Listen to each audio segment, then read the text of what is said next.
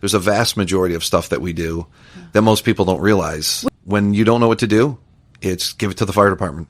First Responder Wellness for the whole person with your hosts, Corinne and Kais. Kevin, I think we've talked for 40 minutes before we've even started, which is kind of funny. But we're going to act like this is our first introduction. Okay. And we haven't known each other for a long time. Yeah. But we have. So thank you for coming in. You and I saw each other in a grocery store, and we started talking about mental health, which we don't usually do. And that got us to bringing up this whole conversation that's so relevant to you. So I appreciate you being willing to come in and talk about it. Anything I can do to help someone in my position or anyone that, just anybody. They don't have to go through the pain and suffering. I mean, that's kind of the crazy thing. When we go through this, you don't think at any point in your life you would be a dad, a husband, and be in a position of just the trauma that comes with the PTSD or anxiety, depression, anything like that. So if I can help anybody, I don't care if it's one person, I'll give my time to do it. Oh, and I can tell you need it because you were right there. You're like, you know what? I think I'm going to go right to how tough this is. And I was close. You did not delay. And I knew when I heard the first sigh, you're like, and your whole body sunk, and you said, okay. Because you are in process right now of working on this yourself. So Yes. This is a really relevant time to talk to others because it's real to you, but also you're working through it, I assume. Yes. Which makes it important. Can you tell us a little bit about your history as, I guess, mainly in your profession? Because I think that's what we're going to hit on the most. But anything you think about you as a person, maybe what you did in fifth grade art. No, I'm just kidding. Maybe more so. Who are you? What's your profession? My name's Kevin Shea, 54. I've been in the fire service since 1993. I started off with a couple part-time jobs and then became full-time in Euclid. So I didn't know what I wanted to do. I went away to school. I was in college, bored, came back from college, was at Lakeland, walking down the hall, and this guy that was a Beechwood fireman was running the program there. He said, hey, you want to be a fireman? I'm like, well, I got to do something. Well, honestly, that's really how I got into it. So it wasn't necessarily a passion. It was more this makes sense. It just makes sense. It's like, well, it's better than intro to business, intro to psychology. So it just was one of those things, and I got into it. And then the chief that was in Lyndhurst at the time was very good friends with my parents. He helped me out get into fire school, and it just kept going from there. And it felt right. It felt like that was what I need to do. I wasn't meant to be in an office. Freedom and the exact opposite of the office in a way, right? I mean, you're on the go. We're on the go. But the crazy thing is we're always in class. A lot of us, a lot of fire, a lot of, it's like, oh, I was so bad in school. We joke about how bad a lot of us were in school, but then we're always back in class because of continuing education. Yeah. Things are always changing. Medications are always changing. And you said medication, and I'm not sure if we clarified this. So your role is you also have the medical background as a paramedic, right? Correct. And they're hybrid? Yeah, they're hybrid. So most of the cities locally are hybrid. You're a firefighter and you're a paramedic. Okay. So there's no difference. We're all there. We're all doing the same job. So it's almost a double because you have to handle all that comes with the fire safety. And I'm going to sound like an idiot, but saving lives. But then you also have to do the medical side. Seems like a lot to me. Not only that, we have the hazmat side. We have building collapse. We have confined space. We have rope rescue, water rescue.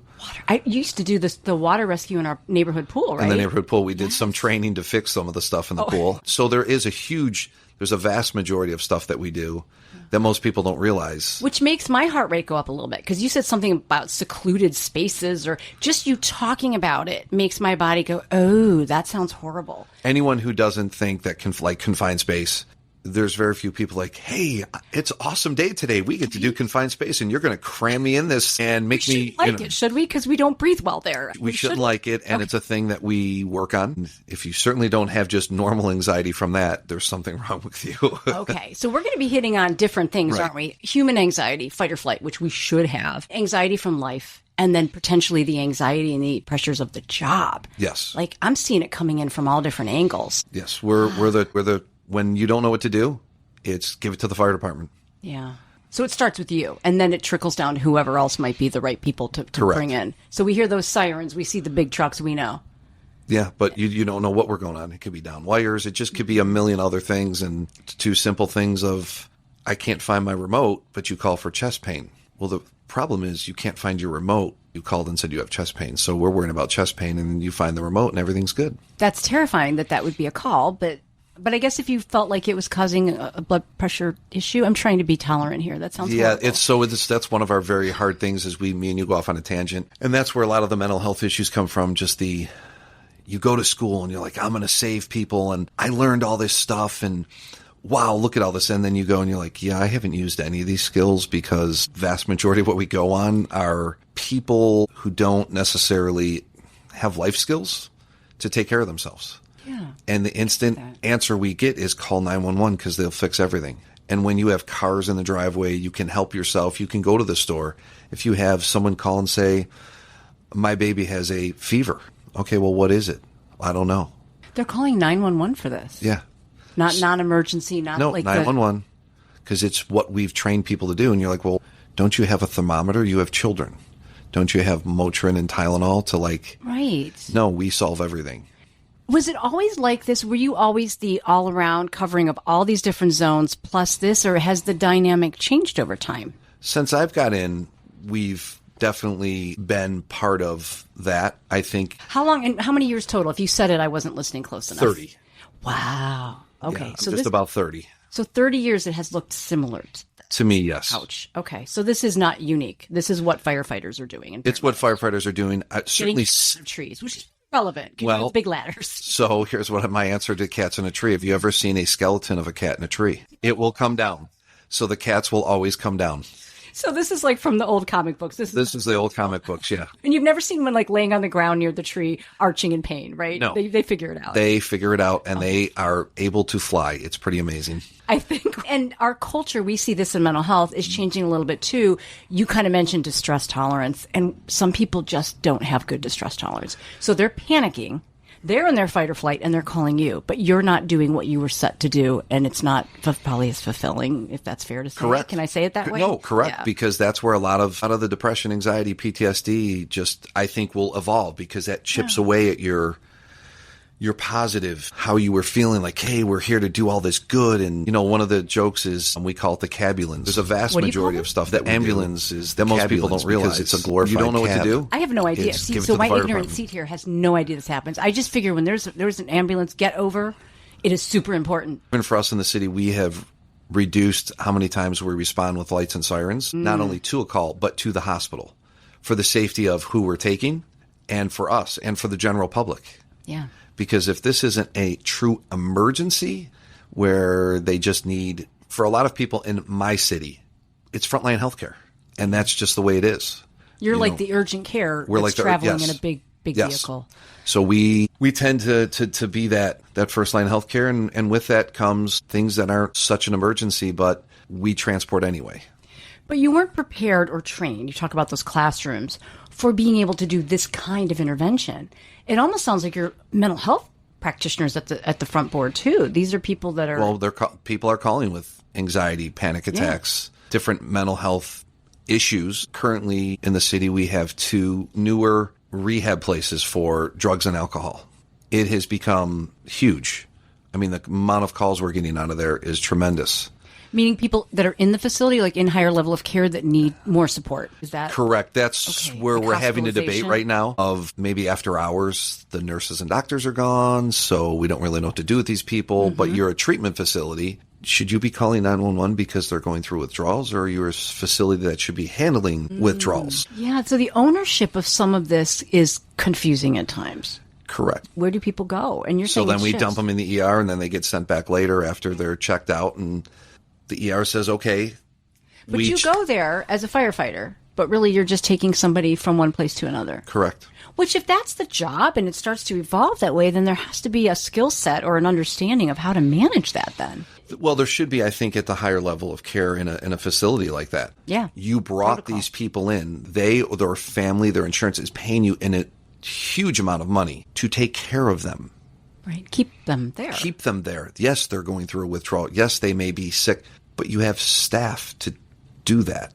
I find that interesting because in some of our higher level eating disorder facilities, there's medical staff, and there are certain facilities that have a medical staff on staff 24/7 because of this, because there's so much medical fragility. They probably should be doing the same dynamic. They should be. Yeah. When we used to have a jail years ago, a lot of the firefighter paramedics would work part-time in the jail for frontline healthcare in the jail. But these places, so it's another thing that just adds to our pile. Like when you're young and you have all these great thoughts and you're going to do all this great stuff, and then just keep piling it on and piling it on. And it looks different. And it looks different, way different. I get this sense, and maybe I got it wrong. When you go and it's an actual thing you're trained for, maybe you're going up, backdraft, right? I got to say every time I do it. And you're in it, and you're in something, and it's a good outcome. You feel different. I got a sense that you like that fight or flight. Yeah, well, that's why we do it. We're junkies.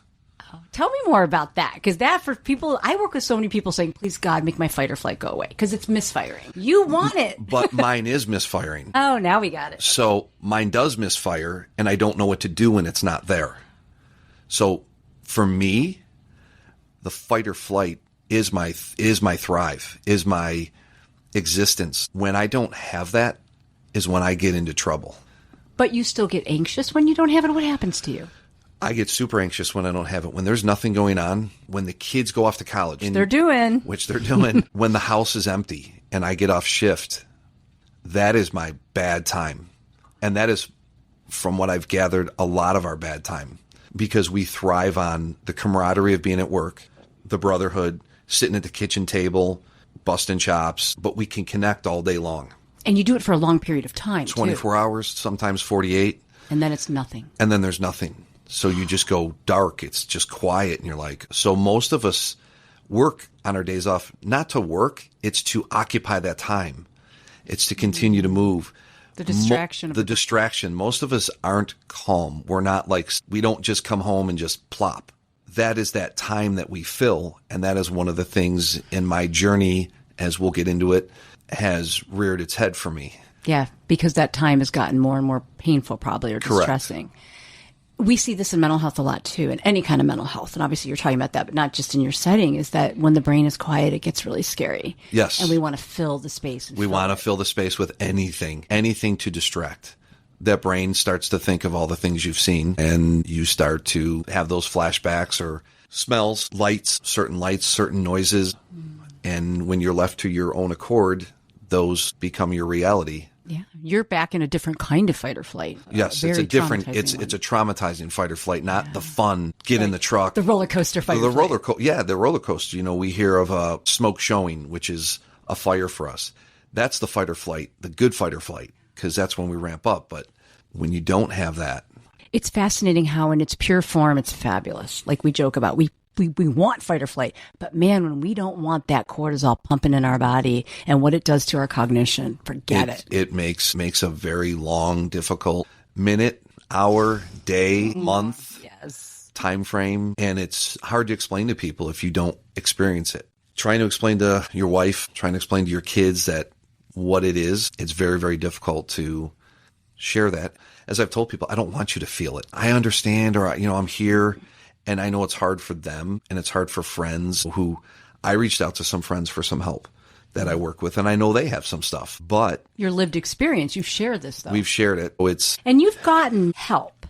Yes. And we're going to get into that because I'm curious how much help is out there for this global issue that you're talking about for all of our first responders. But you're seeing someone, right? And how long did it take you to recognize that I can't just do this on my own sitting in my house paralyzed? Right. So probably 20 years ago, I had a small bout of depression, anxiety, didn't really know. I did see somebody. It was a short span of time. I don't really remember the help that it was so much of, well, here's take this, and a few months. And then it was like, okay, I'm busy again. And I'm like, I'm good. So I didn't really follow up at that time. And at that time, even in the job, it's a stigma. It's a big stigma. To get mental health care. To get mental health care. Which has changed immensely, thank God. Yay.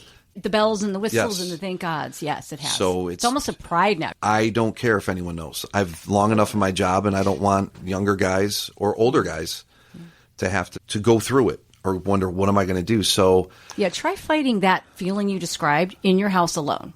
Without substituting with maladaptive behaviors. Yes. And we haven't even talked about that. We haven't. Other people would have treated that other ways. Wow. You can't do that alone. No, you can't. So I would say about 7-8 years ago, it was wintertime, and I kept seeing someone else at a baseball. And he's another firefighter. At a baseball game? At a baseball, like our boys were playing baseball on opposite teams. I was like, wait, I don't understand. Where did you No. So we would see each other. Got it. And I kept kind of talking to him, and he was on the front lines for the firefighters of the mental health stuff. But again, super early on. And I was just kind of asking him some questions. And he knew. He said, call this number. I need you to vet this person. So it was kind of a thing where he gave me that thing like, hey, you know, I see it, I hear it, and call this number. So I called the number, and I went in, and her name is Corinne Santor. So she is give her props because you said she's really helping you. So. She has helped a ton of us, and you said us because we're going to go with that, but she's doing it started multiple with you, first right? And then boom. Yes, multiple first responders. So I went in the first couple times, and it was a very interesting dynamic because I'm my innocent Irish Catholic boy, and I would, fuck this or fuck that, and then I'm like, oh, I'm sorry.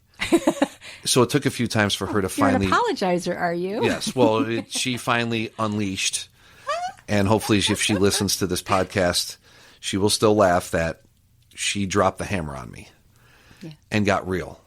Good. And from that point on, when we got real, I knew that I could talk to her. Yeah. She made it safe for you. She made it safe, and just let it out.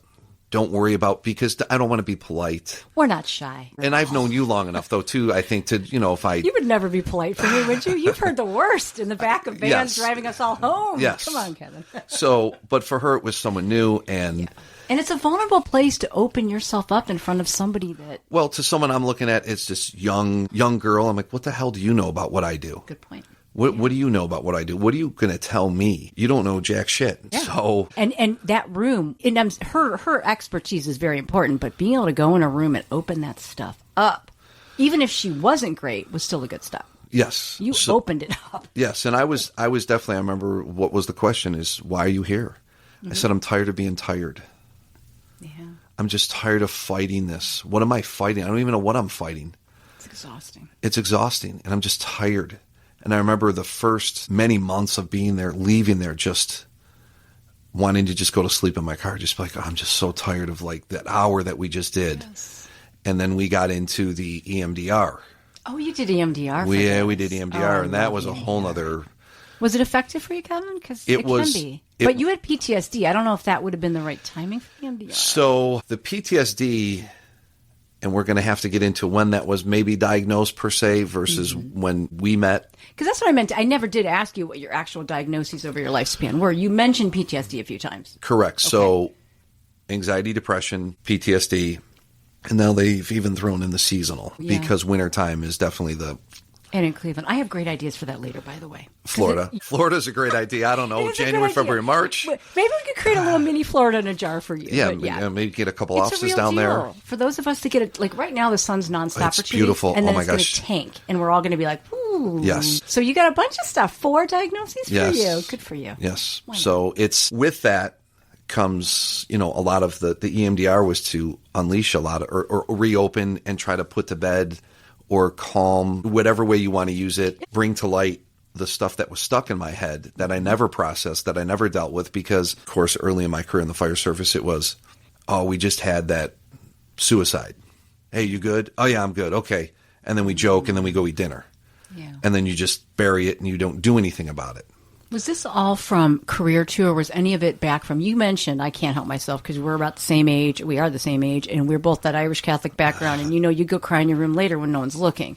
So was any of this part of the way you learned to suppress when you were younger, or was this all just from the job? I'm not trying to dig into your psychoanalysis. No, there's two things. Okay. There's two things as a kid. So I was the youngest of 5. So you're eating the dirty pacifier off the ground. Yeah. You wouldn't even get a pacifier. My siblings all abused me. They hated me. Kevin, me too, by the way. I'm the youngest too. I'm the youngest of 5. My siblings were so bad to me. They're supposed to be. Yeah. That's why you're tough. So I had 2 things that I can trace back to me that through all this therapy I've done. So it's not just the job. You found more links. So I found some more links. It built on these. And this was then like, okay, now I don't know how to handle this because I didn't know how to handle that at a young age. So the one, my father, I was in 2nd grade. He had bypass surgery. And today we think, no big deal. Bypass, you go in and you're done in like... Not in the 70s. No. No, he was gone, and we were all at the park playing. Remember, he yelled at us to go home, and then he was gone. He drove himself to the doctor's office. He drove himself from the medical buildings across from Hillcrest to main campus. And then he had triple bypass at the age of 39. Dad Wow. wasn't a big guy. Such He's a my shock. size as far as, weight or anything like that. Yeah. Well, back then you didn't see him. To me, it felt like he was gone forever because he wasn't there. And all these people are in You my didn't house. visit. You didn't. No, yeah. not back then. No. You couldn't visit. And the No. kids, no way. So now when he finally came home, he's like skinny, no beard, like everything was different. And all these people are still around, and it was just a crazy time. So prior to that, my mother was an alcoholic. Greatest thing that from her is she helped so many people. And I didn't know it at the time. It took me longer into my adulthood. As When a I actu- sponsor, or as a sponsor, as leading AA meetings, as just being like the leader. And I actually had friends I knew like, hey, your mom helped me.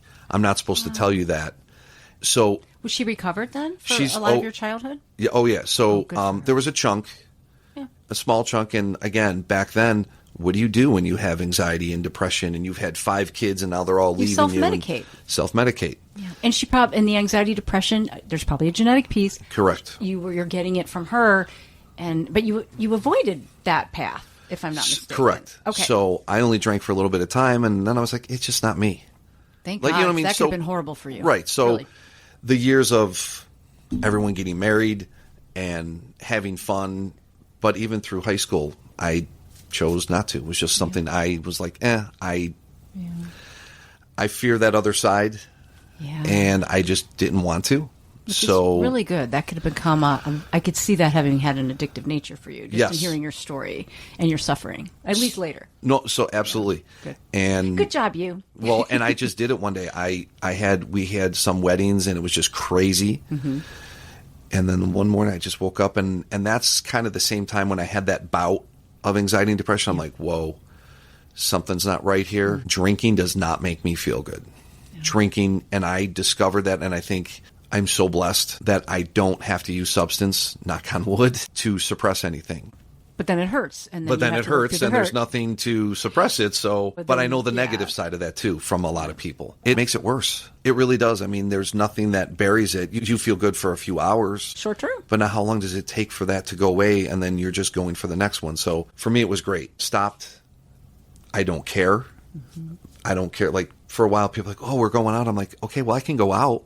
Yeah. I can go to the bar with you. I mean, why can't I go to the bar with you? I worked in the flats for years. Right. I kind of have You know, to I'm drink. like, I just choose not to drink. No big deal. So your dad was an influence because you saw his suffering, and your mom was an influence because it sounds like you saw her strength and her impact. Both sufferings and their strength Yeah. because, my father's strength from keeping a family together back then. I assume he recovered. Oh, my dad, yeah. at And they're 40. both still alive, which is crazy. They're 86, Wow. which is awesome. But But I as mean, a little kid, you didn't know that. I didn't know that. I thought they were both gone. And I still, again, even when my mom, she went to do some, recovery. Mm-hmm. And then these people are in my house, and why are the neighbors here? Just unanswered questions as a kid. Because were they not talking about it and saying, here's what's happening? You were kind of, I was the youngest, and it was, Yeah. da-da-da. And I remember, and if my dad listens to this, Dad, it's okay. Mom, it's okay. It's all good. He tried to talk to me one day about, and I'm like, Dad, I'm old enough. I figured it out. It's okay. Like, Right. I have enough information. I got 4 siblings to fill me in here. You learn it, you live it, and then you figure things out over time. But you must have been, I don't know what the right language is here. You must have been a sensitive soul. Yes. Because that stuff stayed in you, and it was so important and poignant. Maybe some people just, I come off, I can be big, bad, blah, blah, blah, but I actually am You're a plain. big softie. I know you are. But I'm the one, like, when the kids were going to school, I'm the one crying, and there's my wife. She's like concrete. Now, I know is. deep down she cares, She and does. she let a little tear, but I'm the one, I am an open book. When my feelings come out, they come out, and I can't hold them back. so when you have that much to work from, it's such a benefit and beautiful, but it also can hurt like hell. It You're hurts like hell learning. because it just pours and pours, and it doesn't stop. But you can do something with it. And it sounds like you're on that path. But you said there were 2 things. Was there something else that... So the 2 instances of Oh, the both of my parents. Got parents, because they were 2 separate instances very young in my life, which I didn't know how to process. I didn't know what the answers were. I didn't know. As I've gone through therapy And I've done 2 different chunks, so we haven't even gotten to that, which we will. But the therapy then, it seems like all this stuff, I don't know how to do the same. So from my childhood, I didn't know how to handle it. So now I don't know how to handle it because in the fire service, you don't know what you don't know. I'm so happy for the younger generation. They're starting to do things even in the academies and stuff where mental health is going to be part of training, and it's not going to be looked at as... That was going to be my next question. You read my mind. Are they doing something? It's just on the verge. But really? The International Association of Firefighters, huge thing that has been done. There's a place in Baltimore called the COE. It's the Center of Excellence. It's run by the International through a hospital. Well, I was unlucky and lucky to go there this past year. And this is where my next therapy comes in. So was there nothing for a while? You had that little bit 20 years ago, and then I had been seeing Corinne. Mm-hmm. Oh, you have been seeing her a lot. And I've always been seeing her. How long have you seen her? Like 8 years. Oh, wow. She's a keeper. She's a keeper. I can't wait to meet her. Okay. I interrupted you, though. You were about to tell me about Baltimore. No, that's fine. I was curious. So for her, it's, once a week or once every other week or, Whatever you need. But this is therapy on steroids. It's only firefighters. So it's run by the International Association of Firefighters. It's only firefighters from around the country. And it's not other first responders, just firefighters. It's made for you guys. There was a dispatcher, like if they have an opening, but they really try to keep it just to us because it was amazing when I got there. Of course, one of my good friends from work, I asked that he drive me. So we drove, and when we got there, like you're being dropped off. It's like 10 o'clock at night by the time we got there. This nurse met me, and I'm like, what the hell am I doing? Like, I just want to go home. It must have been kind of scary. It was scary. I just want to go home. I don't want to be here. I want to go home to my kids. I want to be with my wife. I'm just not feeling well. But what made me not feel well was that anxiety, depression, that PTSD was just relentless for some reason. It was growing and growing. Were you medicating it, Kevin? I didn't ask you that. So, yeah, we got back on some meds. My primary care was trying to help me. Corinne was trying to help me, and nothing was working. Okay, what the hell's going on? And this is one thing that most people don't know, and I had a couple mornings that were super painful. And the final morning I woke up. When you were at COE? No, when I was at home. And this is what made me go, okay, being at home is not working right now. Something is not working. And I woke up, and the only thing that was going through my head was suicide. No plan, no wanting to. It just scares the shit out of me. And it's exhausting to have. And it's exhausting to have. And I picked up the phone. I called my friend Chris. He was over in like 5 minutes, sat with me all day, talked to me. I wasn't eating. I was losing weight. You knew to call someone, by the way. I knew to call. You didn't sit in that space because it can grow. That was scary. It was scary. He sat with me. God bless him. He's ex-military but works with us, and he's had enough friends, and we made the call to the COE. He helped make that phone call with Celeste, and it felt like a little bit of relief there, like, okay, this isn't working right now. There's nowhere here to go. I'm not going to go and be in general population at Marymount, or it's just not. I had enough.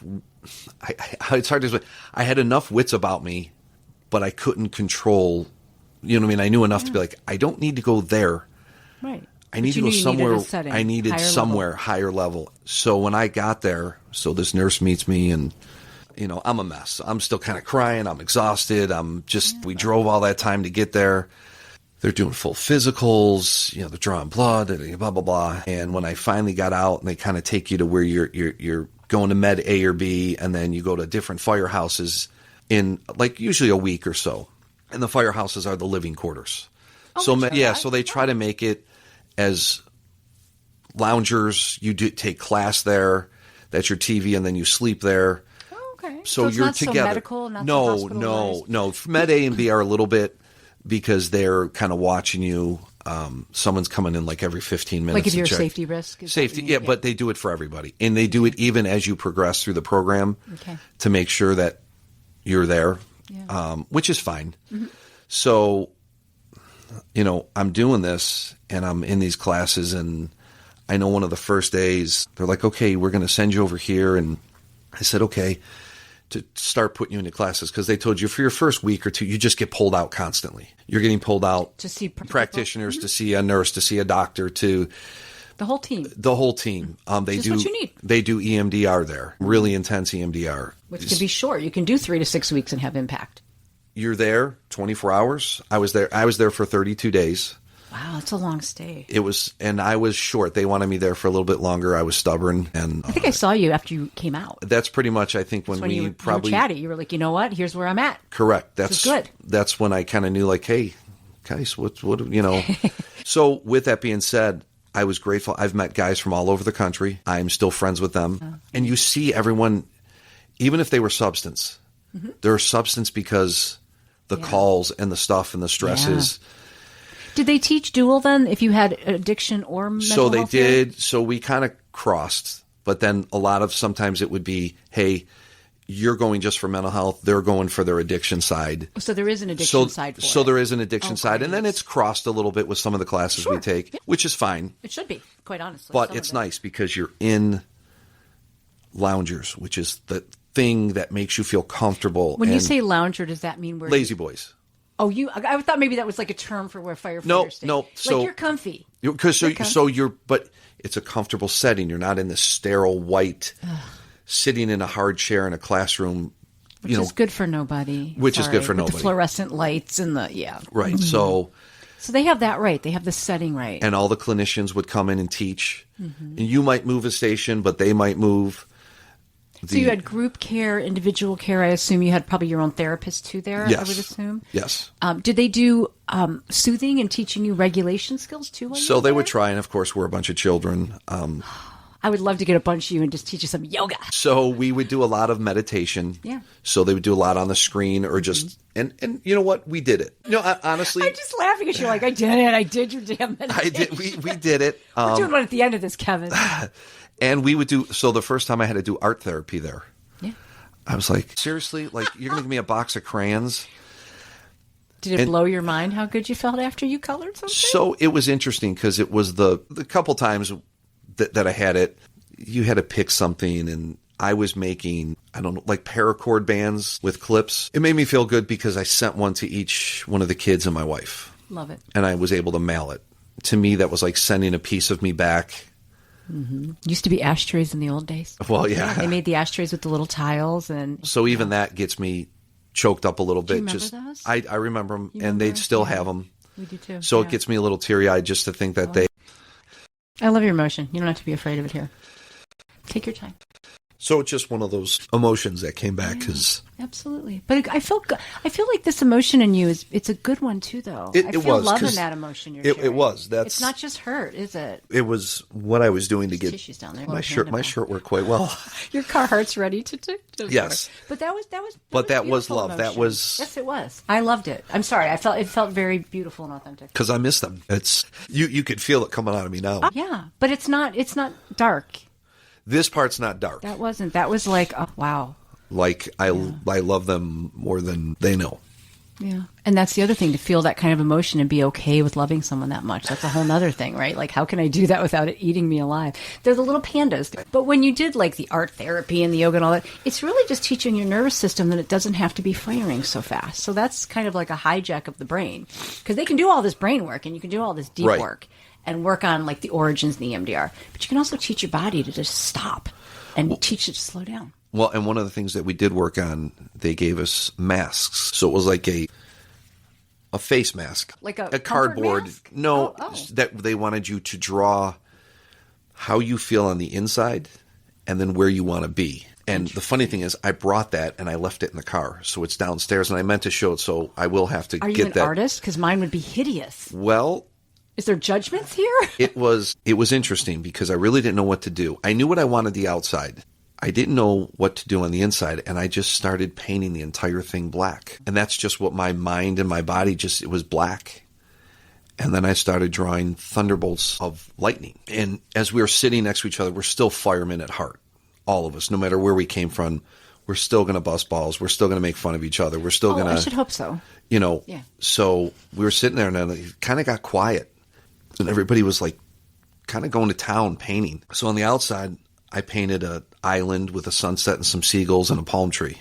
Where are you? Well, I'm in this dark place. I want to be in this beautiful, calm, non-stressful where my body's not going 100 miles an hour, my mind's not going 100 miles an hour. I know one of the pre-questions you kind of gave me to do some thinking, that is one of my difficulties. I hate to say the word I can't. I am working on. Very good. Good job, Corin. Yes, I'm working on, and I have been working on how to get to that place. Right. And it's been very difficult. I am not a peaceful person by myself.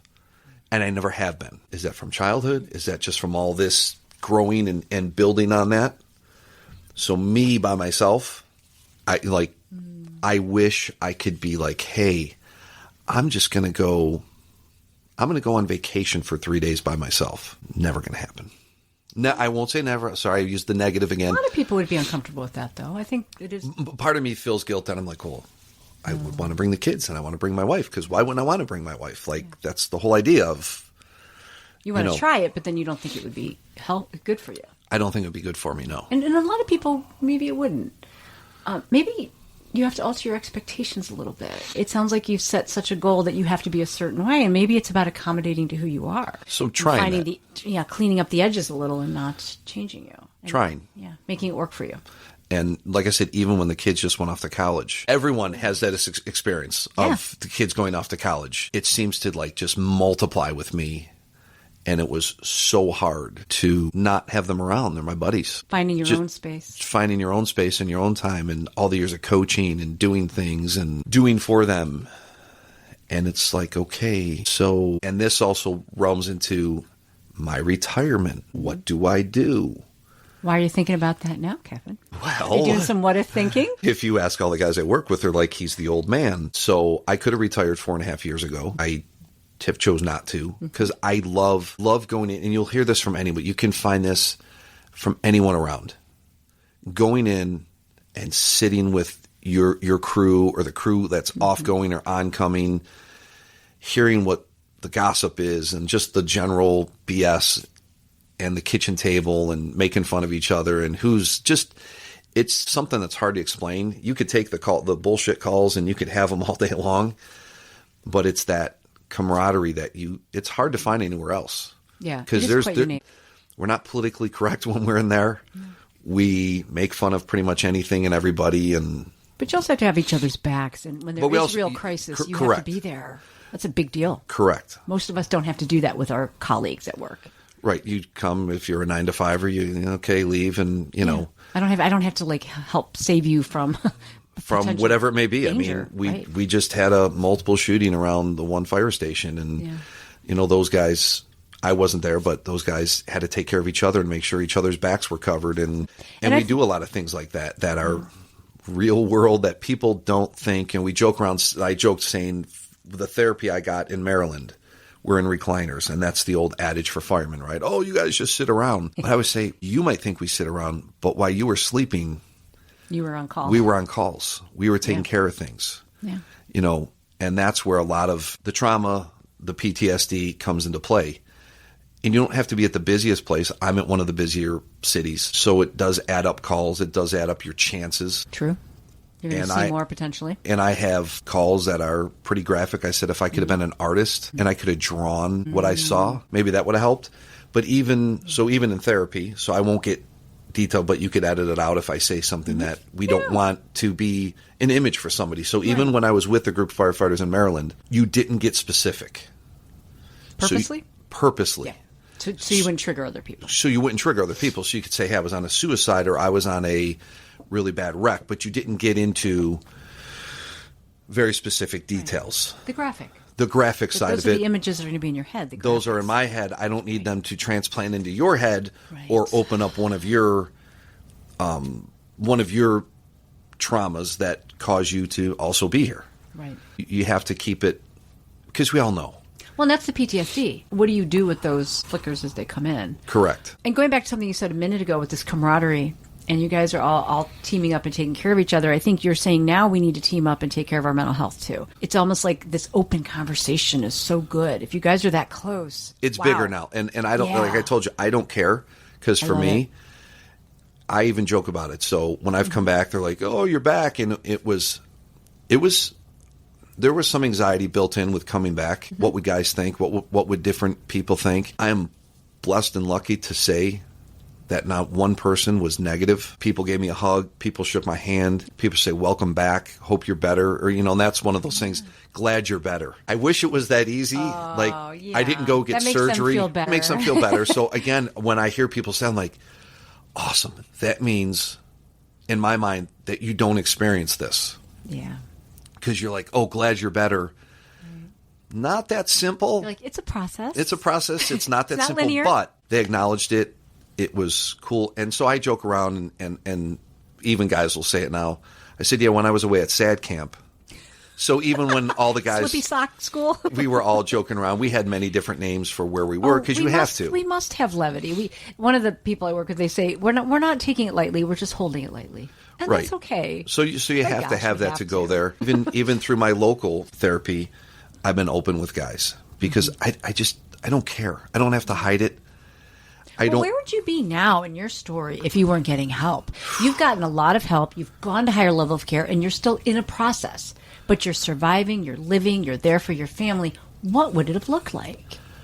Scary. Scary. And I'm not saying we have to go there, but no, but God I mean, I look at it and say, drinking, drugs, divorce, abuse. And with that, I've experienced just a tremendous amount of people who've taken their own life and been that first person to walk in the door. And you see that. And one of them was very, very early on when I worked in Menor. And again, I won't get into details about it. Right. I've told the story to people, and it's very graphic, and it's very graphic how it happened to me. But I can talk a little bit about some of the things if people don't understand PTSD. I even, when it was being told to me, I'm like, no, that's for the guys in the military. That's where we started to coin it because we saw their PTSD, but it's... Which, again, thank God for those guys who were able to help. And just because you go through trauma doesn't mean you have PTSD either. Correct. It's what your body did with it. It's what your body did with it. Yeah. And so one of my things is this particular case, a poor woman took her life, and we didn't know where, what, or how exactly. But there was a light bulb at the bottom of the stairwell. And right now it just made my chest tight. How the PTSD affects you when you don't think it is, or all of a sudden, so that light bulb. Subtle. And if my boys listen to this, sorry, I still had a great time, but I took them to an Ohio State national championship game in Indianapolis. And we're watching the game, and there was a light that shined. They were moving lights, to like make the place, and it hit me. And that's where it took me. With my boys, supposed to be having a ball, and boom, I'm reliving it. My brain was going there. That's what I'm envisioning. You probably were in fight or flight. You and probably then, were correct. Panic or increased anxiety at least. Absolutely it was. And Horrible. It was like, why? So just to give, that's just one piece. What did you do, by the way? I'm going to jump on that. What did you do to be able to be in this space with your kids? How did you handle your reaction? Because there's a healing here somewhere. There has to be. I'm like, okay, they're here. They don't know. Smile on your face. Talk myself through it. And then the game kind of went on, and still just it was there. So there is the distraction of the game that helped. And that would be where a regulation tool to learn, what do I do to take, is your system just fired? How do I bring it down? It fired big time. Yeah. So there's a lot of but you did it. You survived that. There's a lot of things that police, fire, hospital, especially ER, dispatchers, but when you see it, smell it, touch it, and it's there, and it doesn't just go away. Right. So that image, or you do certain things, you drive, like I drive around the city.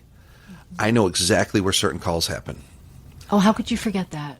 I know doing washdowns from body fluids or parts or... So you have association everywhere. Everywhere I drive in the city, I have an association with something. And we do get, our call volume is of that, where you have a lot of association because there's a lot of calls. There's a lot of bad shit that happens. Are there positive associations too? Do you drive by and think, oh, I had a good coffee at that coffee shop? That's a great park to walk through. I have one that there was an elderly woman who had a stroke, and clinic has a stroke truck. So it was kind of neat. It was when we were first using it. We're talking about Cleveland Clinic here, I assume. Yes. Maybe they'll give us props since we mentioned them. Yes. Well, their stroke truck is a miracle worker. This woman, we started all the basic care. Yeah. They showed up. They set this thing up, and it's awesome. They have a screen that goes right to the ER. The doctors are looking, all the assessments. The care they give. Because it's all about timing. It's all about timing. The CAT scan gets done right in that truck, and they open up the door probably 10 minutes later, and she was able to say hi. So it was kind of neat. So there are some. But you went I would right say to your job. But you see how your brain went? Yes. Because you didn't think about anything else going on in that area but your job. Because that's where I'm at. And after all these years. It's learning how to repaint, flood it in with other stuff. Because there's so much of one story in there. Yes. Like when you drive to work, I mean. It's all, you're seeing. When you drive in, like all of a sudden movie, yes. A haunted house. Boom, that's where they got run over. Boom, that's where they stood in front of the train. Boom, that's where. So we have to retell those places too. So that's. Look at me brainstorming, but I'm like, oh, we got to retell that street and we have to reach. But it's such a journey. None of this happens quickly. You've been working on it for so long and it's still there. But then you still go on calls. So you're still there. So you add to it. The alcohol to the alcoholic. Yeah, you don't get to take that break. That's a really good point. So that break, taking 32 days off, was probably imperative. It was weird. Yeah, you weren't at work. What did you do? I wasn't at work. Well, I was. And you weren't on vacation. No, and they take your phone. Talk about something that's crazy. Take your phone. Oh my gosh. Yeah. So I was able to get every other day for an hour to FaceTime the kids and let them know, like, I'm okay, I'm here. Could watch TV 99% of the time. No one turned the news on. I would get up in the morning, I'd work out, I'd go eat. And again, very grateful. I wish police nationally could figure out the same kind of structure. Do they not have that? They don't have it. And I'm hoping that, somebody could put that together for them. I mean, it's certainly not something that happens overnight. But even for the firefighters, they're opening another place in California. I think it's going to be open around the first of the year. Nice. Because the demand is so big. I met guys from Hawaii, Alaska. I mean, they had to travel all that way to get to Maryland. So now there'll be more access across the nation, at least. Yes, it's needed because you are waiting. So when you do your application, you do it over the phone and everything's there. I was supposed to wait longer, and then they had an opening. And it was kind of one of those things they called and said, oh, let's go. Come. And I'm like, oh, God, what do I do? Yeah. So did insurance pay, Kev? How yes, did you pay? It was insurance-based. And then the international helps out. They do. They do for, certain instances just to help offset, but you still have to have insurance. Yeah, I mean, it's still. Well, and some of these places will develop. There is a payment plan and stuff, but now you talk about another stressor. So now there's another stressor that, and mental health's not cheap. That's why mental I health's asked that not question. Cheap. So even one of my big stressors that just reared its head the other day, Corinne doesn't even know this yet. There's this, and it's causing me anxiety right now. There's this shot, and everyone talked about the shot. Go get the shot. So it's through your neck, and it was to help, like a nerve block. It's to help lower your responses. Like a vagus nerve? Kind of like that. I don't know what this is. So again, Sounds if we take a break, I'll go in my car, and I'll be able to pull some of that information and give it to you. So I left my whole backpack down there. That's had okay. everything. Yeah, we'll take a quick break. But what did you say? You said this caused me anxiety. So, oh my gosh. The first time I went, my heart rate was out of control. When you went for the shot? Oh, you did go get the shot. Oh, so tell me what it is. That was sponsored by somebody here in Ohio. Corinne actually worked that out for me to have that done because it was like $800. So I went back a few days later to try it again. I got it, and you have to stay still. They have you on an X-ray, like a permanent X-ray, so they can guide it, da, da, da. Well, that's anxiety provoking right there. I got done, and my anxiety went through the roof again. This thing was supposed to, I'm like... Well, it's also... The procedure itself sounds anxiety provoking. Yes. I mean, if you could nasal it or something, but... So you're already anxious. The doctor told me, he said, you are my first ever. So I got to be the first ever in all the patients he's done. He said, you can never have it done in my office again. Okay. You would need to be in the hospital. So you overrode it. I overrode everything he was giving me. Did it get better later, though, from it? Did you get a better back? I didn't notice anything. Oh. Some guys said it was great. It's and like it helped them. So it's yes just it's a yes or no. The only thing it just recently caused me, for some reason, again, my brain finds things to just go and like fire off, and it brought that up. I'm like, why am I? Because it was a traumatic event for me. Yeah. It was a traumatic event, and but that it got stored somewhere to come back. Got stored somewhere to come back. It's like the dentist. I don't like anyone touching me, like medical wise. I don't like anything like the dentist. It creates almost these avoidance and little phobias, right? Did we get the name of that thing? Let me see. The name of the shot. Yeah, so I was not familiar with this. I know nothing about it, but it's called an SGB, a stellate ganglion block. I thought it had to do with vagus nerve, but I'm not really sure. So I might look into that more, and I'll put it in show notes later. I'm not saying it is or isn't a good procedure. I just knew nothing about it. But in your case, it didn't work. In my case, it didn't work, but there were many others that they felt great relief. And actually, before they left the COE, they got a second one. Okay. And there are people that go back for more. For me, I don't know if just my body is that one. There's always got to be that one. Oh, I have so many people like you that the thing that works for everybody else doesn't work for them. And that's okay. You're unique. I'm unique in that aspect. So I have a client taking ketamine right now, and her reaction is like no one's ever before. She's getting the improvements of it, but in the session, it's just miserable and horrible, and it's the opposite of everybody else. Right. So it's just like, really? Why me? Because you're tough enough, and you have a voice, and we're doing the why me right here because your voice is going to be heard in other people. Yes. And they're going to go, oh, wow, I'm not the only person that feels this way. That feels this way. And maybe that shot is a great thing for them because there was a lot of people that had great results. Why not? It's painless. You don't feel anything. It was quick. Yeah. But my anxiety just, just different. Well, and off audio, we were talking about what's your arsenal? What do you do? What are your packages for daily anxiety? And it looks different for all of us. What you're going to package for yourself as your treatment plan every day is going to look different. So yours may not be that shot. Right. So for me, it's not. So the one thing that I have now is I take Lexapro. I was going to ask about the meds. And how long have you been taking Lexapro? Since, let's say, January. Was this the first time you've taken meds? I took some meds years ago, that first little bout I had. And back then it was, why am I drawing a blank? Give me a couple. That's okay. Doesn't matter. But you stopped taking it, I'm assuming, because it wasn't effective or I just felt, fizzled of out. Course, that I felt better and I knew better. And then you stopped taking it. And then I stopped taking it. Sometimes with SSRIs you can. And it worked for many, many, many years. No problem. It did? Okay. Well, meaning I would still have anxiety in that, but not enough or I just managed to work through it. So the Lexapro, I started at like 5 and then 10. So I do the max, which is 20. Is it working? I'm going to be honest. You're telling me I'm suffering a lot. I wonder if it's really doing the job. I don't know because I don't know what it would be like to be off it. So it's one of those things that I did talk to the woman that I see for the meds. And do you see a specialist in that area? Yes. Like an NP or a psychiatrist? Yes. Okay. Good. That would be my suggestion because it's complicated for you. Correct. And one of the things we talked about was not necessarily changing at this time of year. If we were ever going to do that, it would probably be like next spring. When the sun comes back out?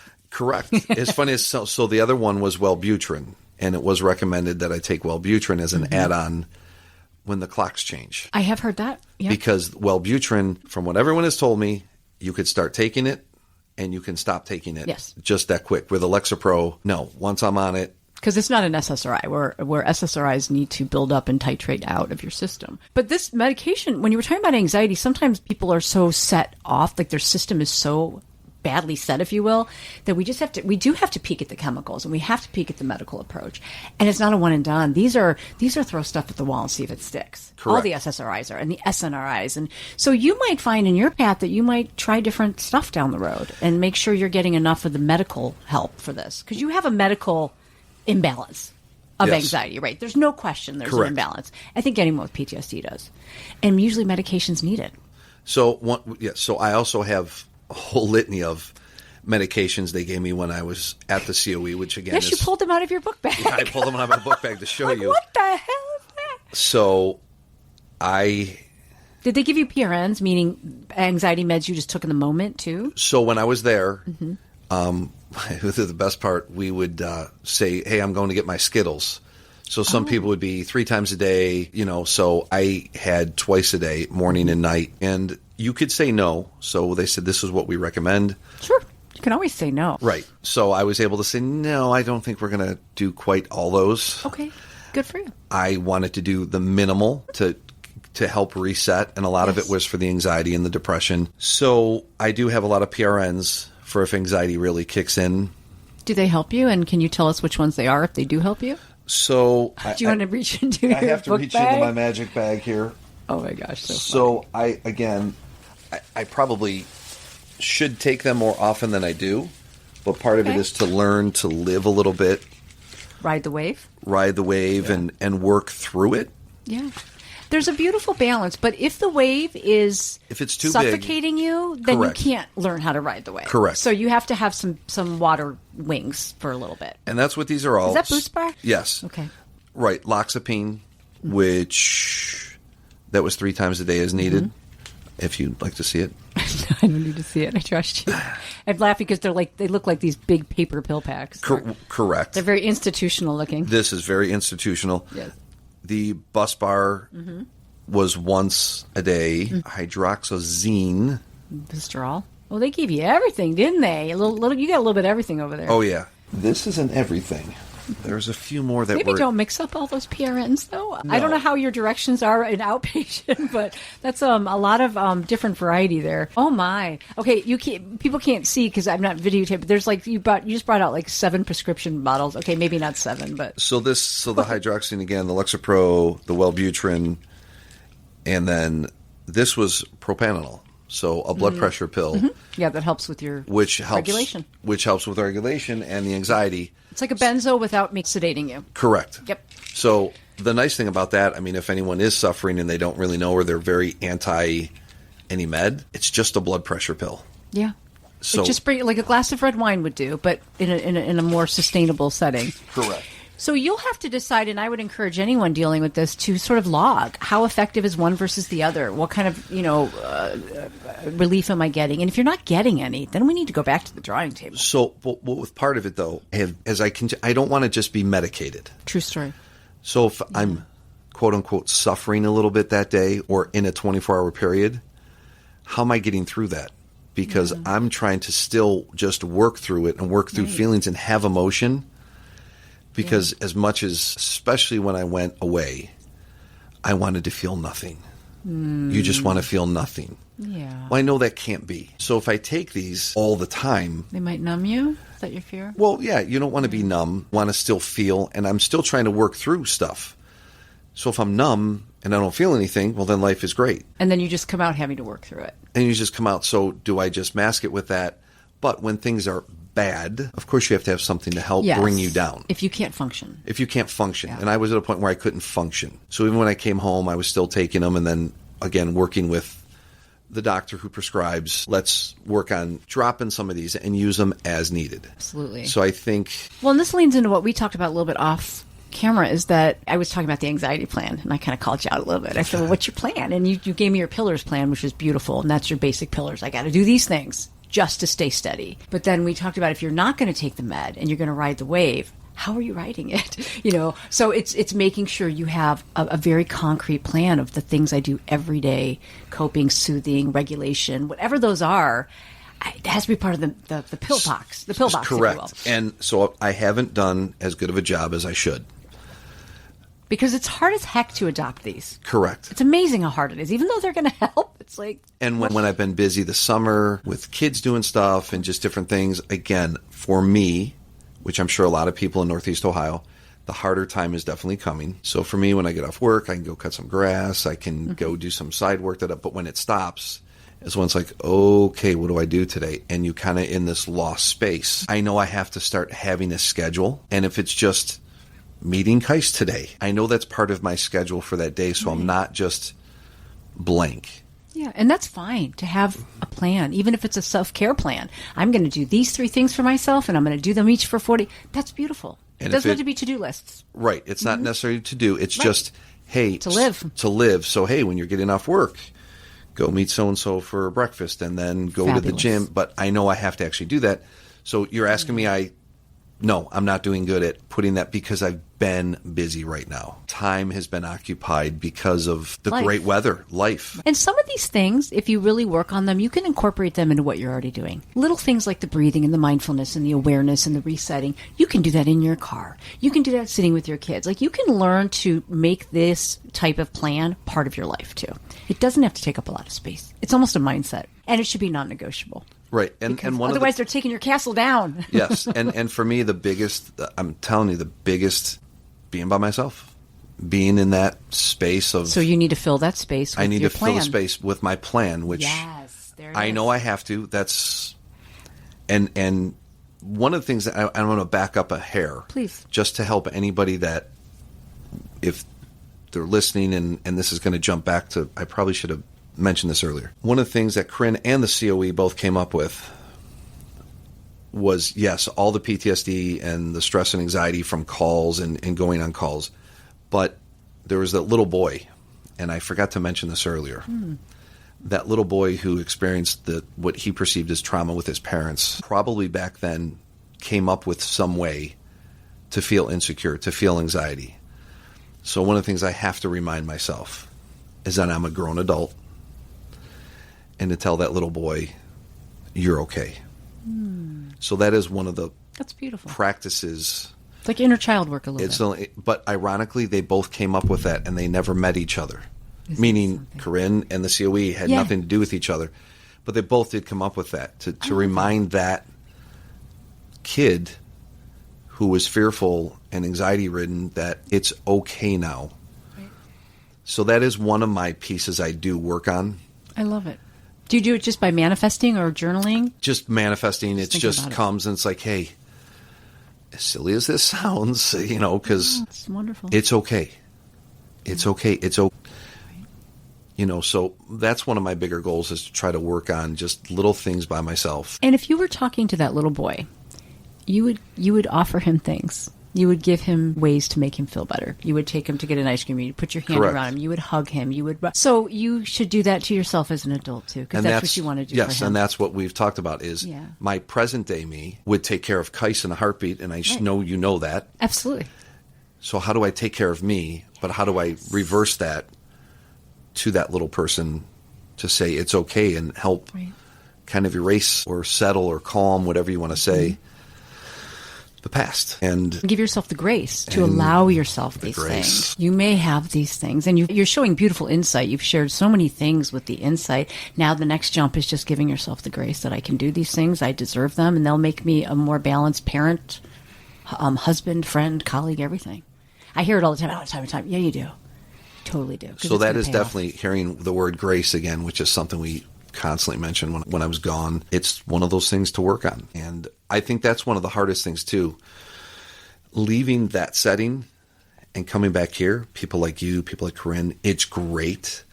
But boy, to be somewhere 7 days a week with people that relate to you, clinicians that only relate to you. It's beautiful. It is intense. It is like... It's immersive. It's the immersive. Brain was probably it's like happy there. 4 years of 1 hour a week kind of thing. Yeah. And it was with people I became friends with. And you make me think that we need a bit of a hybrid. So there needs to be something where maybe you do a support group once a week, or you go to a virtual setting. I don't know if that's there, but that would be a nice step down for you. So there is a virtual setting from people from the COE. You have to be. You can't be an outsider. So that's one of the big things with Meaning that. you have to be a firefighter. You had to go to the COE. Okay. So, I think that's fair, because you need something to go from. You just said I went from all to nothing. That's a hell of a transition. Pretty much. And I mean, Corinne isn't nothing, but it's 1 hour. No, but it's 1 hour, and she'd give me some more time, but it's not that immersive. You're not mowing the lawn. Right. You are sitting in your mental health world. Correct. Oh, great. So, you just leave there, and it's like, boom, back to life. Dropped you off at the airport.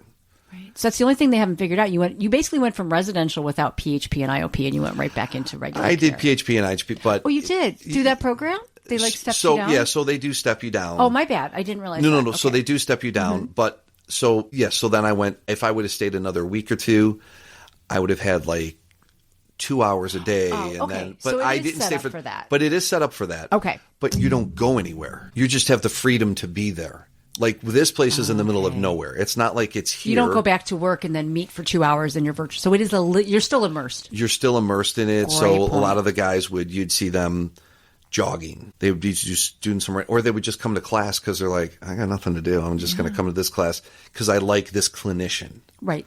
So, see How some nice that is then. Yes. So you'd pop in and out. But on Sundays, I did have a couple weeks where we went to pet horses. Mm-hmm.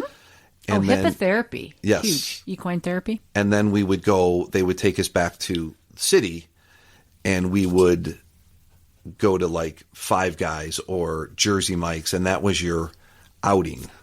I love that. To see the real world, and you're like, Ooh, that was a lot. Because once you go, it's Once you really go weird. in, you don't want to come out. Well, no, it's kind of like, I kind of like that setting back there. It's kind of calm and, so. Right. That's why, and it's set up that way. You made me think when you said of the equine therapy, the horse therapy is, I interviewed someone who does that mixed with the EMDR. Really? So you actually use the horses as part of sort of the tapping or of the back and forth of the brain. Following. Yeah. Can you imagine putting those two together? Oh, see, we're still brainstorming because what we talked about is you're not done yet. No, I'm far from done. And there's You know a whole what? bunch of me out there. And people like you, Corinne, the COE Center, there's a huge need. There's a huge need. Yes. And I say it for police, for fire, people, especially I would say ER, where it's the same thing. We're just dumping on them and they're just getting a beating. Those nurses, those doctors, the medical assistants there. They see the graphics like They see the graphics They are and- right in it, except they get the real stuff. They They're get not getting right. the cat in the tree, but they are getting, wow. They get a little preparation if we're calling in. Yeah. Because we get to tell them and give them what we're seeing. And we all need this, but our Yes. first responders, because of the PTSD, because of what you do, because it's not predictable, it falls under the trauma Well, categories. and the reason is our sleep deprivation. Oh, great point. I didn't even think of that. And it's, again, one of those things I forgot about. So There we police go. have their shifts that change and move all over. The ER is open 24 hours. Us, we're there for 24 hours. And, you guys just sleep. Yeah, we do. We set the alarm, and I go to bed at 7 p.m., and I don't wake up till 7 a.m. because no one's allowed to call. No, it doesn't work that way. Right. You're always in that heightened thing. You're always ready for the tones to go off. And Right. It's not that true relaxation. it's not true relaxation. Oh, I love that you brought that up because the science proves that sleep deprivation changes your huge. cortisol levels. Huge, big time. But you could, if you know it's coming and you know you're in this line of work, you can do stuff preventively. And no one taught you that in the beginning. If we could teach people starting off the prevention, Correct. we could stop it from being so explosive. That would be beautiful. My biggest thing, honestly, I've told a lot of the young guys, don't work on your days off. Beautiful. And they're like, "What? Why?" I go, go. You mean like moonlight or just go relax? Go kayak, go ride that bike, go camp, go woodworking. We all work. We all clean gutters, wash windows, cut grass, whatever it may be. Go do something other than worrying about, I got to work. With no agenda that's Correct. just for you. That is Correct. true self-care. That- And it gives you the grace to grow well as well. Correct. That's it. And Mowing the lawn is maybe relaxing, but it has an agenda. You're mowing the lawn. you're mowing the lawn. It's Now, still if a it's your to-do own and you get done doing your own house and you're like, I feel so accomplished, a little bit. But like for me, I go cut grass. Oh, yeah, it's your side hustle. It's my side hustle. So the side hustle is the one that I'm like, do something. Don't rely on that. Don't make that part of your purpose. Yeah. Because You're just keeping your brain busy. You're keeping or your brain working towards busy. more money or whatever, but you're losing track of you're living your life on those other days. Correct. And also because your job is so intense, you have to balance somewhere. I would think you have to go, if the meter is 90 when you're there, you got to go to a 20 so you get back to a 50. I mean, you would have to. And you're saying if you go do all this other stuff, you're not balancing out before you show back up at work. well, here I got off this morning. I came right to you, Yeah. and I would no, but again, Isn't this self-care, Kevin? this is And you told me, you said I might as well keep rolling. well. That's why. So my thing was, you asked me the time. I go, might as well meet now. Yeah. I'm getting off work, and then. But then you're going to shut the door on your job, I hope, and practice what you preach and spend your weekend doing something. I'm going to drive by your house and you're going to be laying in the sun listening to a podcast. I'm going to get off and figure out what we're serving at tailgating tonight. Oh, but that's So fun. that's a fun social. thing. It's a social, so that's a fun thing. But some days you might find, I can't do that. I need to be not doing that. And these are the boundaries you talked about before. But the boundaries, and please, if anyone's listening, isolation is not boundaries. When you find yourself isolating, that's the bad way. So the isolation side is not self-care. Sleeping all day is not self-care. I'm writing this down. That is the bad side of the depression, anxiety, PTSD, the bad side of mental health. Yeah. So if you find yourself isolating, you have to reach out. Please reach out to anyone. And if you don't know the difference, because I think when you're up in this foggy, staticky brain, you don't always know. Ask somebody. Ask. Am I taking a break because I deserve an hour in my room, or am I hiding from the world and no one sees me? And yeah, because sometimes the people will give me an excuse. No, it's okay to do it. And ask, just like you said, talk to people. Ask, because the isolation is definitely Oh, it's the worst. And you'll know. I think you'll know. Deep down inside, you'll know. Deep down won't and know. you? You'll right. know when that isolation is really hitting you hard. Yeah. And you don't want to go anywhere. You don't want to do anything. You got to kind of force it a little bit. You got to force it. That's your basic pillar. I noticed one of your pillars. You were showing me your list in social. Be Yes. around humans. Being Whoever around those humans. humans are. Do not sit alone in your space, except when you're meditating and trying to be okay with yourself. Yes. But that's like 20, 30 minutes. That's not all night, every night. That's a great one. I love that. Isolation is not boundary. And I will add to the podcast, through contacting you, I give you 100% permission. If anyone wants to talk to me in our field, I will absolutely 100%. They can reach out. You can reach out on their behalf. I 100% will talk to them, meet them for coffee or whatever, just if they're want to know more, or they're just, hey, I have these feelings, blah, blah, blah, and try to help guide them back to someone like you or anyone, but that they're not alone. And that's the hard thing, is you think you're alone. You think everyone else is perfect out there, and You don't know what's going on. you don't know what's going on. I have a You do. I do. I have a smile on my face all the time, and my head is going 20 million different directions other than what you actually think. I had no idea until we bumped into each other and you Right. started sharing, and I went, oh, I had no idea that was your story. Peer support's huge right now. It's basically what sponsorship is in AA. And you're kind of talking about that. It's this lived experience where it's not a clinician like me who has to follow clinical rules and Right. therapeutic rules, and I have to have boundaries. This person and you just kick it and talk about what you've experienced together.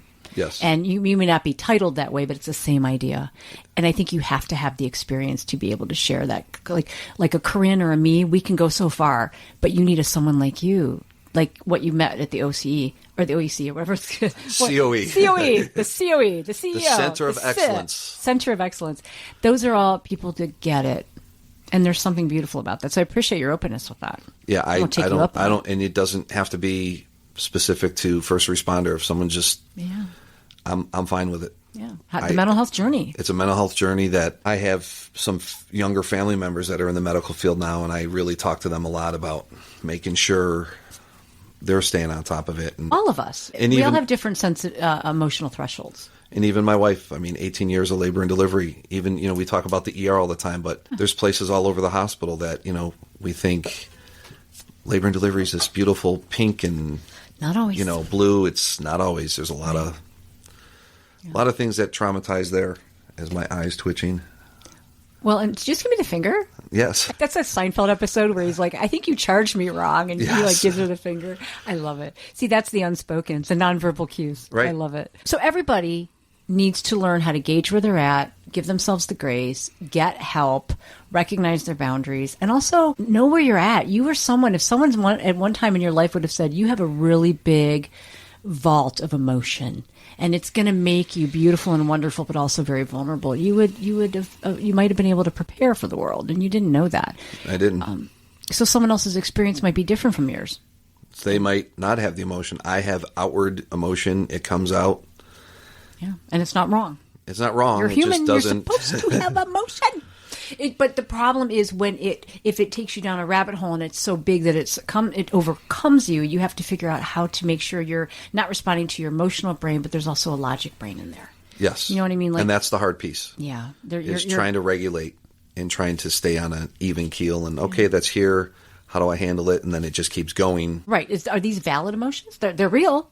Right. Are they valid? Should I really be feeling this way at this moment? Why am I feeling this way? So it's being able to realize I'm feeling this way because something happened 10 years ago. And that's where your regulation and that part of the journey comes in. Because there was a couple good statements that were, if I'm trying to reach for my big binder again. Get back in that binder. It's like a 200-page binder, and I've seen a lot of treatment binders, but yours is uniquely large, and it's muddled over with all your meds. I'm watching you dig in it. It's awesome. You came more prepared than I did. There's a couple of statements that kind of hit home with me when I was there. Okay. Would you share those? Because does this kind of fall into, we were talking about what is maybe some advice. You've given us a ton of advice, but maybe there's a couple other succinct ideas. It's just a couple of statements that were when I was first there. One of them is face your fears or they will forever hold you back. It's true. Because fear is a state of mind and also a state of body. Correct. This one I liked. It was up on a wall. Someone had written it and left it there. You can't change the direction of the wind, but if you change your sails to capture the wind, you can continue to move forward. So I can't change necessarily what's going on in my mind. I have to redirect it so I can move forward. But if I let it just stay in that place, I'm going to stay in that place. And I don't want to be in that place. So those were a couple. That's beautiful. That's you tolerating, riding the wave, recognizing and accepting what's happening, but also not just giving into it. Correct. Like, I'm going to get on in that wave and I'm going to make it work for me. Yes, and that was something I would see that every day when I was in the one room. I love that. And I thought I had another one. Sorry. You don't have to be sorry. Do you have these written somewhere for yourself, like where they're highly accessible? It sounds like that would be a great way to start your day with that saying, because it's a beautiful saying. Yes, I was supposed to do some things with those. Is this part of the anxiety plan we're talking about? Sure, absolutely. You're going to send me a written version of it later. Guys, these are the 7 things I'm going to do over the weekend. Well, here's another one. Your perspective can be your prison or your peace. And it's the same thing of where do I let my mind, where is my mind going, but how do I understand and use my resiliency and my pillars, give myself grace, all the key words that I know, but I have to actually practice what I'm preaching. And practice being able to orchestrate your own brain. You're not a victim of it. You just haven't figured out how to tell it what to do when you want it to do it. And it's doing its own little But I can tell everyone else. Well, yeah, our own brains are very strong. You're very strong-willed, intelligent, bright human. That brain is tough. And I will do for everyone else. I will always do for everyone else, but I don't do for me. And that has been something that's been repeated over and over to me. What have you done for you?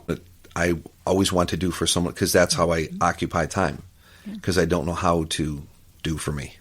And that's why you haven't yet put in a set plan, because I think you still haven't given yourself the grace that it's okay for me to do this and take the time and do. And so you're getting there, though, because you're recognizing it. Yes. You know how many people walk around and don't even recognize it? You're working on it, you're recognizing it, and you're putting action steps in. And it's not supposed to happen overnight. You're in step 3 of the AA program. You know, you're like so close. But those are the hardest. That 1 through 3, right? The knowing, the openness, the willingness, the acceptance, and then you start to do all that work. Yes. I love your perspective quote.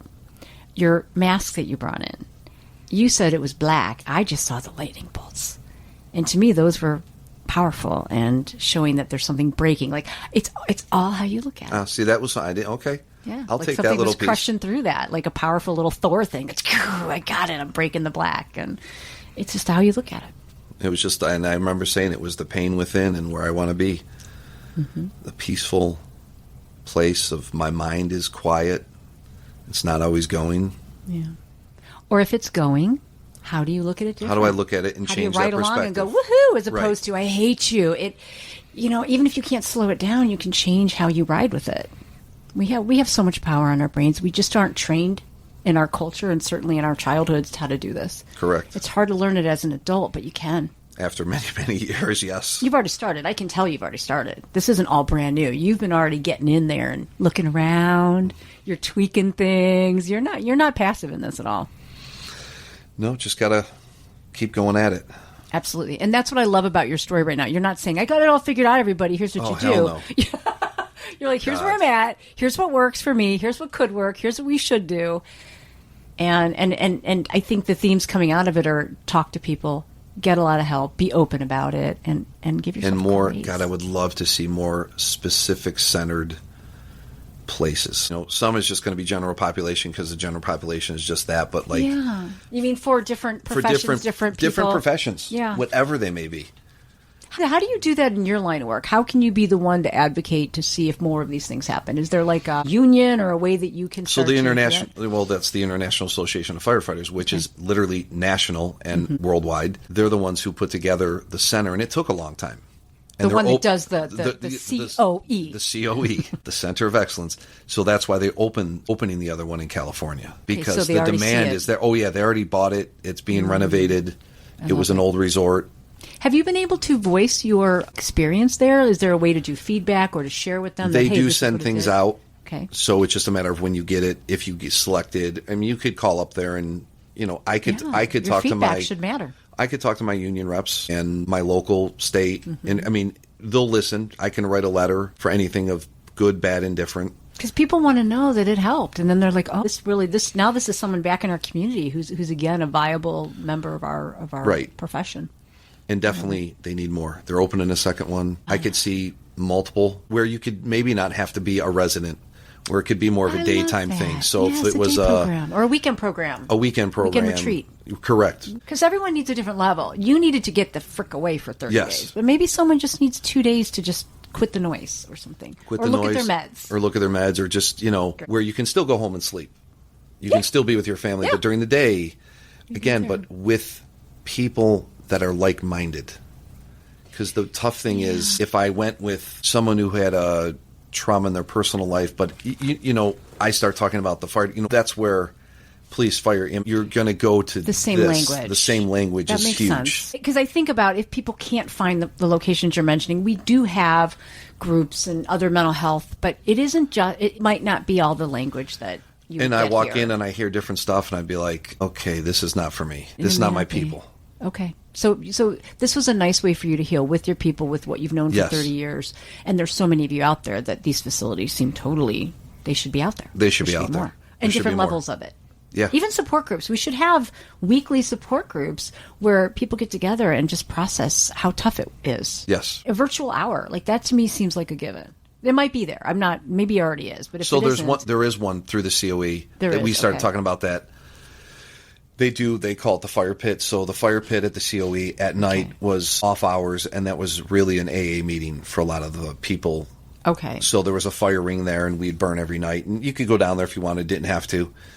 Is it open to people not at the COE though? No. Okay, so to that make is that a- kind of dynamic, It is, it is because now they do the virtual one, so you could join anytime. Like they'll put it out in a group, but again, you have to be invited.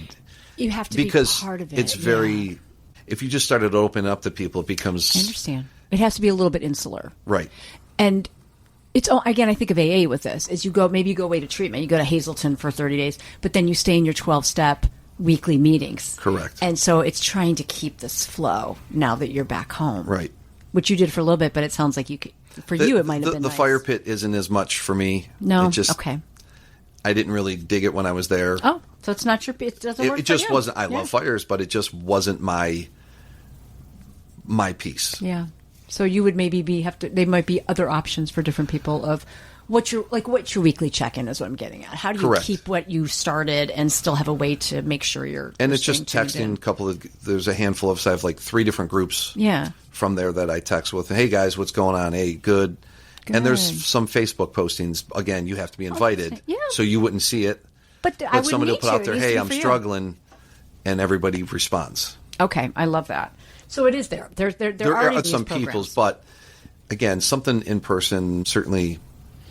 it's nice when possible, or a home group where it's your people in your home. Maybe it's the Ohio Firefighters support group or something. But the idea is this is happening. It is People knew happening. it needed to happen. It Yes. sounds fairly new, and it's growing. And It's you're growing. saying let it grow more. It needs to grow more. I love it. Do you have a word to describe? We've been talking forever. I don't know how you're going to do this, but is there a word or a few words that describes your recovery journey and where you're at? One word. Well, it could be like No, that's hyphenated what- words. right, that's- It could be two. The idea is what's your quick and dirty sort of word or two that describes this journey for you, which is still here as it should be. I don't know if I could have one. That's okay. I give you the grace to have more than one. Okay. Scary and challenging. Scary and challenging, both of which don't have to be bad if we shift our perspective. Correct. Because I love a haunted house and it's scary, I and I like love a them. challenge. See, I used to like them, and now I'm just kind I of done wouldn't with go, them. I wouldn't go into them right now for you. That's a lot of jump scare. Maybe It was not. just, I'm like kind of over it. I'm like, yeah, I see that. I can go see that just on a call. Right, exactly. So I don't really need to come here. But you just said at the very beginning of this, I ride out a fight or flight.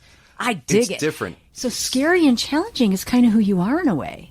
Even though this is in the other direction, I guess I'm positivating this, that those words could have a lot of different meanings. Changing my perspective. Because I know when you said it, I don't think you were thinking what I was, but I wanted to change your perspective a little bit. And again, those I know are probably 2 more on the negative side, They don't have to be. and they don't have Challenging does not have to be negative, because that's where we get our dopamine. That's where we grow, because we learn and develop. to be. So the challenging side is, oh, it's another day. I got to, where I should be, hey, this is challenging, and I'm going to be, go. let's go get it. Go. So again, that's just, What you described, you felt like when you go into like a real setting, you're like, let's go, we're Yes. on it. Why can't you have that with this, right? That same idea. And it is scary because you don't know what's coming. But when you even learn that- to ride that wave, Even that challenging, I'll do for other people. of course And you I'll will. challenge and I'll work and I'll do. And then when it comes to my own home or doing stuff by myself, The self-love in there, learning to give yourself self-love. the grace. That's the grace we keep talking about. and it's You said, what's the core and origin of all of this? And it is allowing that little kid to get that, whatever he felt he might lose. Not that he did lose it, but that he could have. And giving yourself that love and trust. so it's a big, big work that I'm struggling to find. Yeah. But you're in it. I'm in it. You're in it. You're in And it. and I can't. And you will get progress because you're in it. So I just have to keep, but it would be great if this big binder had a group that would meet, or you could do a retreat once a year just to go back and meet with each other. And a booster shot. How really. neat would that be? Just to be like, hey, Yeah. I'm going away for 5 days and it's my group that I was there at that time. So you're not meeting new people. So it doesn't have, but all of a sudden you get there and like, oh, wow. Hey, awesome. Let's talk about some of these things and make sure everybody's. Maybe that's something to put some of that space in where you feel lost, is trying to connect these dots. Maybe you're the one that creates it. And we have a location and we meet once a year for people who can show up. I mean, that's how you front that kind of energy into a creative space that's good for you and self-care too. So I just gave you a Maybe. job. Sorry, I just gave you another to-do list item, but it's a good one. Oh, that's a good one. Isn't it a good one? Why can't it happen? You have You could access go around to the these country. people. You could do whatever you want. You could travel. See that? You could go do yoga. We were talking about you're doing yoga for one of your self-soothing tools. You guys could do Oh, restorative yeah. yoga. Me and my. Yoga has nothing to do with that. Yoga's in your head. You went No, to I the know. body. Yoga's in your head. That's why I said you better be doing restorative and not whatever the other Yes. stuff is. Well, I think we have uncovered a ton. I told you we'd be done in an hour. I lied. What did we take? I have no idea, but it's not an hour. So but maybe- the story needed to be more than an hour. So maybe we edit this one and do another one. We might have to. Maybe what we do is we come back to the table after you've put things in place, you're unraveling your story. Maybe I talk to Corinne and we see as your journey unfolds. I'd love to talk to you again and see what you have to show as you're still on the journey. Sure. Maybe you get to a place where you really are that kind of peer supporter who has the voice of knowing what it's like to look back and it's not black anymore. Because you're not quite there yet. And boy, that's a cool ass place to be. In the black? No. Looking back on it and going, oh, I remember that. No, yes, when you, I know. When you I move was the thinking- curtain and you're like, oh, they remember told being me it there. was like this on this side, and it really is. So I think we should follow again and Okay. come back and have another Absolutely. talk. Well, I appreciate your time, your openness, your willingness, and your book bag full of treats to share. Of Skittles. We'll try to avoid a Skittle snack later. Yes. All right. Thank you, Kevin. I appreciate you. Thank you. Join us for our next episode on First Responder Wellness for the Whole Person.